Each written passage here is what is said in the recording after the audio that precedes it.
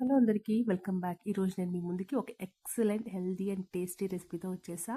అదేంటంటే సోయగూర అంటాం కదా, దిల్ లీవ్స్ లేదా సబ్బసిగే అంటారు కన్నడలో అయితే. సో సోయగూర ఎర్రకంది పప్పు కాంబినేషన్లో కర్రీ అనమాట. చాలా చాలా బాగుంటుంది. అసలు బాలింతలకు కూడా, బ్రెస్ట్ ఫీడింగ్ మదర్స్ ఉంటారు కదా, ఎక్సలెంట్ కర్రీ వాళ్ళకు కూడా. ఈ సోయగూర మిల్క్ ప్రొడక్షన్కి చాలా హెల్ప్ చేస్తుంది. యూజువల్గా బాలింతలకు కూడా పెడతారు ఈ కర్రీని. ఏంటంటే సోయగూర ఫ్లేవర్కి చాలామంది ఇష్టపడరు. సో ఇలా చేసి పెడితే ఎవరైనా తినాల్సిందే, అంత బాగుంటుంది, చాలా హెల్దీ కూడా.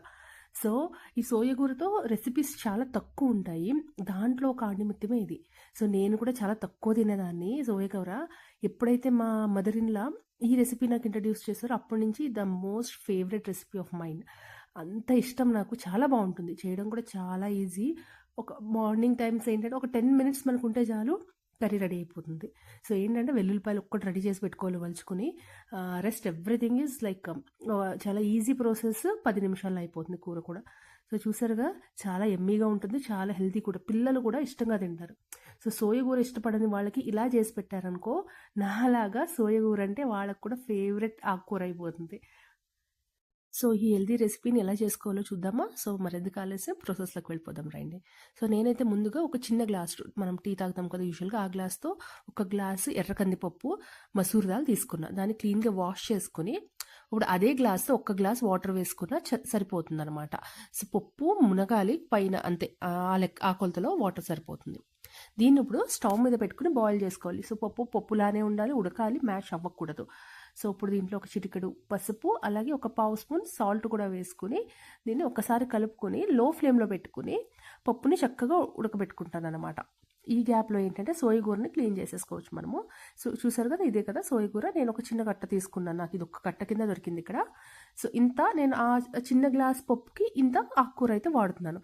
సో దీన్ని ఆ కాడలు గట్ట అన్ని క్లీన్గానే ఉన్నాయి, చూసుకుని క్లీన్ చేసుకుని చిన్న చిన్నగా చాప్ చేసి పెట్టేసుకోవాలి. సో ఈ ఆకుకూర అయితే rich in vitamin A, C and antioxidants అనమాట, చాలా హెల్దీ.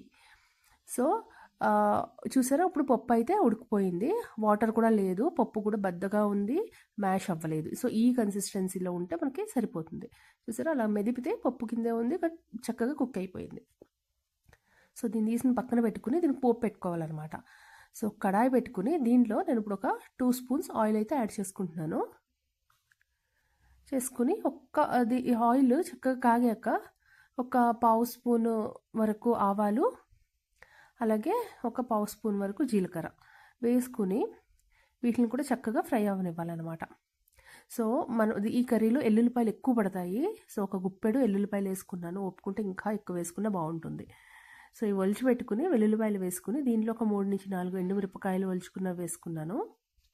వీటిని కూడా ఒకసారి కలిపేసుకుని దీంట్లో ఏంటంటే కారం గట్ట వేయం మనము. సో పచ్చిమిరపకాయలు, ఎండుమిరపకాయలతోనే ఒక 3 నుంచి 4 పచ్చిమిరపకాయలు, అలాగే కొంచెం కరివేపాకు కూడా వేసుకుని చక్కగా ఫ్రై అవ్వనివ్వాలన్నమాట ఇవన్నీ. సో ఎండు కారం వాడం కాబట్టి పచ్చిమిర్చి, ఎండుమిర్చి నుంచే మనకి కారం అంతా వస్తుంది. సో దీంట్లో ఇప్పుడు మనం సన్నగా కట్ చేసి పెట్టుకున్న ఆకుకూరను కూడా వేసేసుకోవాలి. సో కొలెస్ట్రాల్ తగ్గించడంలో, మన హార్ట్ హెల్త్కి కానివ్వండి, కొలెస్ట్రాల్ తగ్గించడంలో కానివ్వండి, షుగర్ పేషెంట్స్కి కూడా చాలా మంచిది అనమాట ఈ ఆకుకూర. సో వీక్లీ వన్స్ ట్వైస్ మొహమాటం లేకుండా ఒక 2 టైమ్స్ అయితే ఈజీగా వండుకుని తినేయచ్చు. సో దీంట్లో ఇప్పుడు ఒక హాఫ్ స్పూన్ సాల్ట్, కొంచెం పసుపు, ఆల్రెడీ పప్పులో వేసుకున్నాం మనము, ఉప్పు చూసుకుని వేసుకోవాలి. సో ఒకసారి కలిపేసుకుంటే ఒక్క నిమిషము, వేగడం కూడా చాలా క్విక్గా అయిపోతుంది. చూసారా, కొంచెం ఆల్రెడీ కొంచెం వాటర్ అయితే రిలీజ్ అయింది కదా. సో ఇలా చక్కగా ఇలాంటి హెల్దీ, సింపుల్, రేర్ రెసిపీస్ అని నేనైతే మా అత్తయ్య గారి దగ్గర నేర్చుకుంటాను. ఆవిడైతే ఇలాంటివి ఎక్సలెంట్గా చేస్తారు. సో ఇప్పుడు ఆకు ఫ్రై అయిపోయింది కదా, మనం బాయిల్ చేసి పెట్టుకున్న పప్పును కూడా యాడ్ చేసేసుకోవాలి. చూసారా ఎంత కలర్ఫుల్గా ఉందో, ఒక్క కర్రీలో ఇన్ని కలర్సా అనిపిస్తుంది ఇది వండిన ప్రతిసారి. అంత బాగుంటుంది, మీరే చూసుకోవచ్చు, దీంట్లో లేని కలర్ అయితే లేదు. సో ఇంత హెల్దీ కర్రీ తినాలంటే నిజం మనము చాలా లక్కీగా ఉండాలి. సో ఇదైతే నేను వీక్లీ 2 టైమ్స్ అయితే మినిమం ఉంటుంది మా ఇంట్లో. రేర్గా 1 టైం అయినా చేస్తా, చపాతీలోకి, రైస్లోకి, అన్నిటిలోకి పర్ఫెక్ట్గా ఉంటుంది. సో ఇలా చక్కగా అంతా కలిపేసుకోండి.